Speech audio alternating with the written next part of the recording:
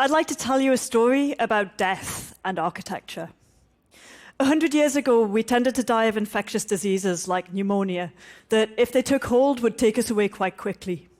We tended to die at home, in our own beds, looked after by family, although that was the default option because a lot of people lacked access to medical care. And then in the 20th century, a lot of things changed. We developed new medicines like penicillin so we could treat those infectious diseases. New medical technologies like X-ray machines were invented, and because they were so big and expensive, we needed large centralized buildings to keep them in, and they became our modern hospitals.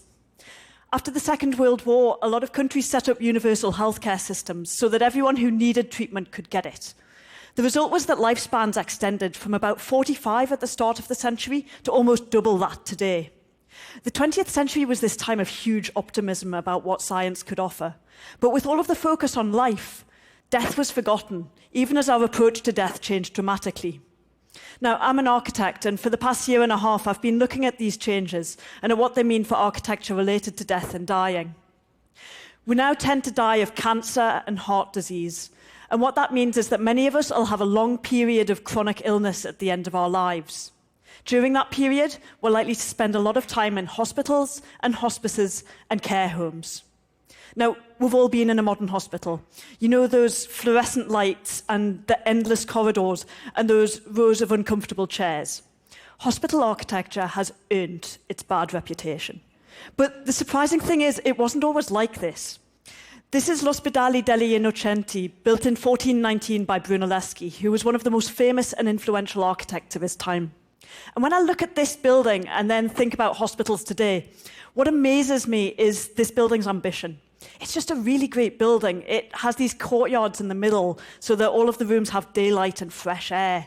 And the rooms are big and they have high ceilings, so they just feel more comfortable to be in. And it's also beautiful. Somehow, we've forgotten that that's even possible for a hospital.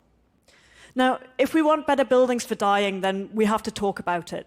But because we find the subject of death uncomfortable, we don't talk about it, and we don't question how we as a society approach death. One of the things that surprised me most in my research, though, is how changeable attitudes actually are. This is the first crematorium in the UK, which was built in Woking in the 1870s. And when this was first built, there were protests in the local village. Cremation wasn't socially acceptable, and 99.8% of people got buried. And yet, only 100 years later, 3/4 of us get cremated. People are actually really open to changing things if they're given the chance to talk about them. So this conversation about death and architecture was what I wanted to start when I did my first exhibition on it in Venice in June, which was called Death in Venice. And it was designed to be quite playful so that people would literally engage with it. This is one of our exhibits, which is an interactive map of London that shows just how much of the real estate in the city is given over to death and dying. And as you wave your hand across the map, the name of that piece of real estate, the building or cemetery, is revealed. Another of our exhibits was a series of postcards that people could take away with them.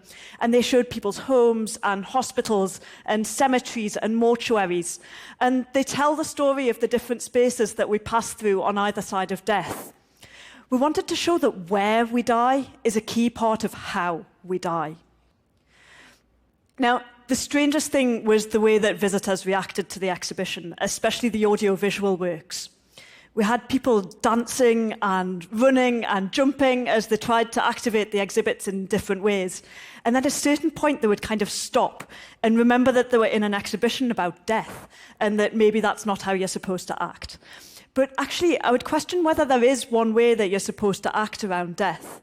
And if there's not, I'd ask you to think about what you think a good death is and what you think that architecture that supports a good death might be like.